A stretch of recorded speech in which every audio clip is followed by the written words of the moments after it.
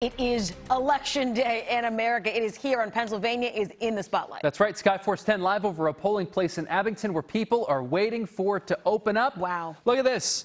Long lines already, some social distancing taking place. Wow. Again, tough to see from this angle, of course. Polls already open in New Jersey. They're just a few minutes away from opening up in Pennsylvania and Delaware. All these polls close until 8 o'clock, right? Let's turn to NBC10's Randy Gyllenhaal with the voter rules, the rights that you need to know about. He is live for us in Center City with a line of his own behind him there at the Kimmel Center.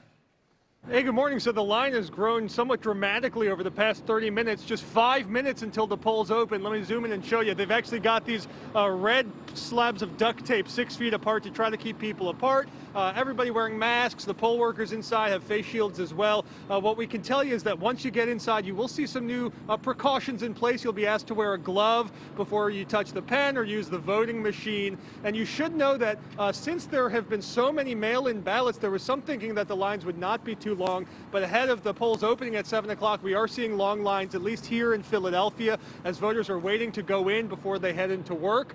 We should also note that state elections officials and city elections officials warning we may not know a projected winner tonight, but that's okay. It could take a couple of days to count because of all the mail-in ballots that have come in all across the state. But we can tell you this morning, a lot of people are also voting in person based on this line of a few hundred here on South Broad Street.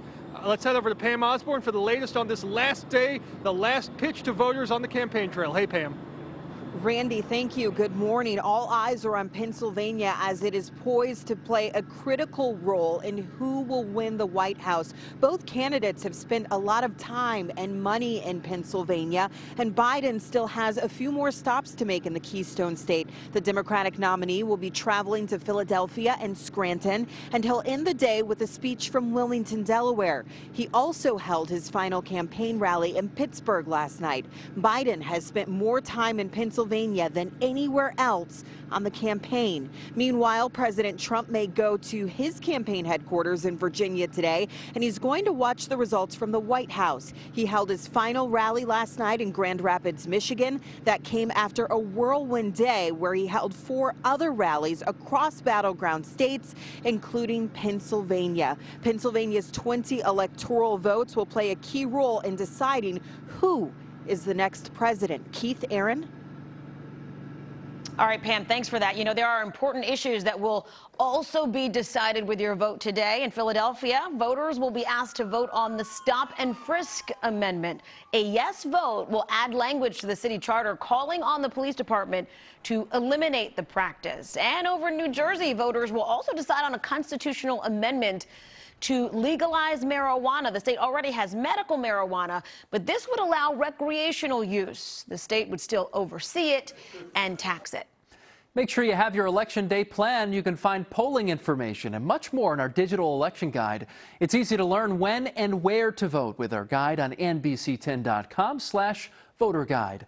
Count on NBC10 for non-stop live coverage tonight from our area and beyond.